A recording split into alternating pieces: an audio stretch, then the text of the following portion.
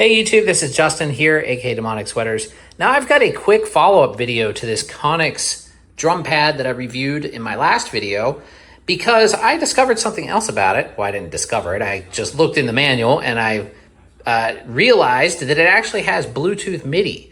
I did not know that. And this is actually really cool because you can see right here, I have it connected to my iPad using the wireless MIDI. And then I connected it back to the Konix drum pad using this cable that came with the drum pad, which is just, you know, your basic 0.35 millimeter connection that runs back over to the line input on the Konix.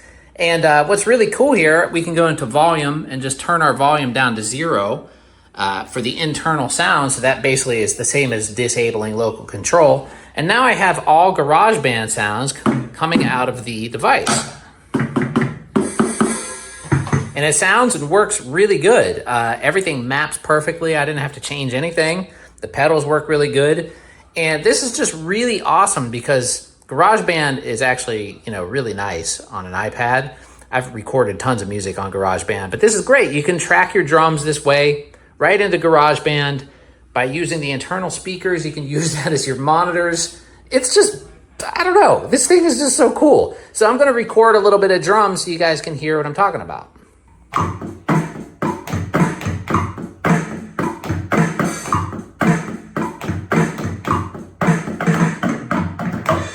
right, so I just recorded some drums and I can play this back. Let's turn off the click. And that's playing. And that's playing right through the speakers on the Konix. So let me play this again.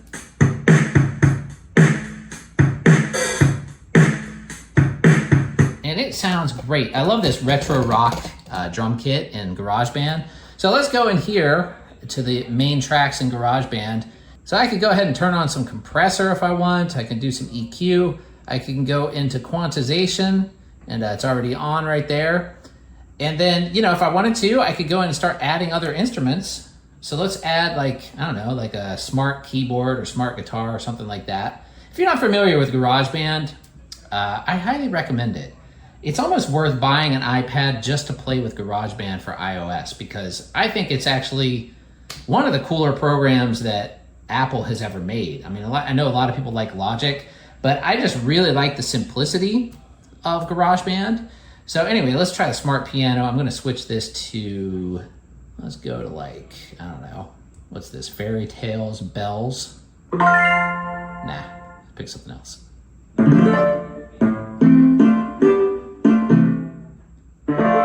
Roads, that's a good one. All right, let's check this out. So we're gonna go into autoplay and let's play back.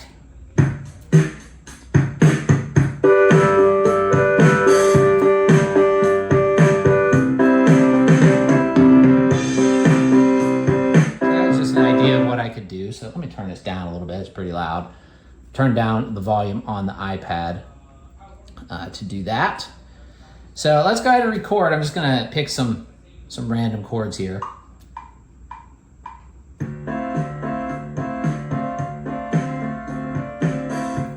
D minor sounds nice.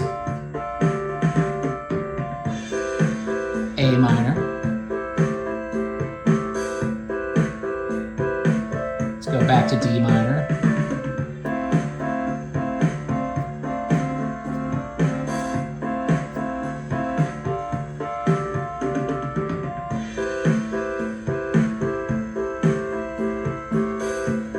Here comes the end. That's it. So, just like that, I pretty much got the beginnings of a song right here. Let's turn it up a little bit more. Oops.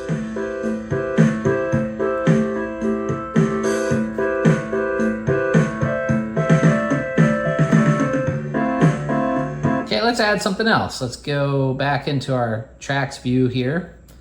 And let's add a bass, because you always need bass. Let's go to smart bass. So just D minor and A minor. I'm just gonna, let's turn on autoplay version 3. Let's see what that sounds like. Pretty basic. Let's do something a little different. Actually, I kind of like 3 because of the way I'm playing the drum part. Let's do that. Okay, so let's go ahead and chord this.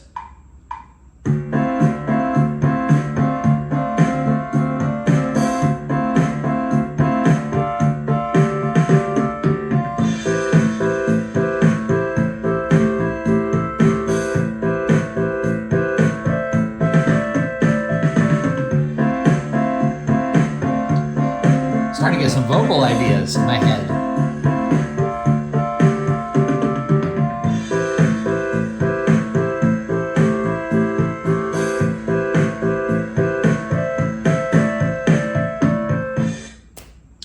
There we go.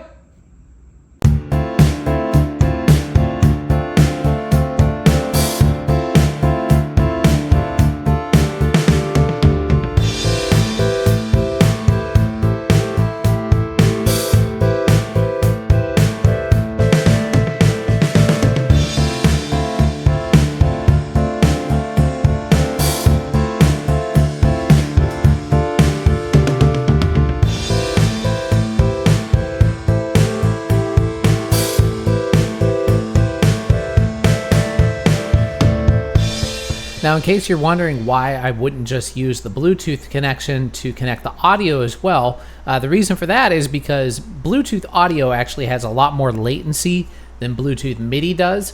So if you're running a Bluetooth MIDI connection, you don't really want to use Bluetooth audio to monitor your playing because you're going to get too much latency to play the drums that way. So use the cable connection to connect back from the iPad into the Konix drum pad, and then use the wireless MIDI to connect to the iPad for your MIDI. And then you can do exactly what I just showed here.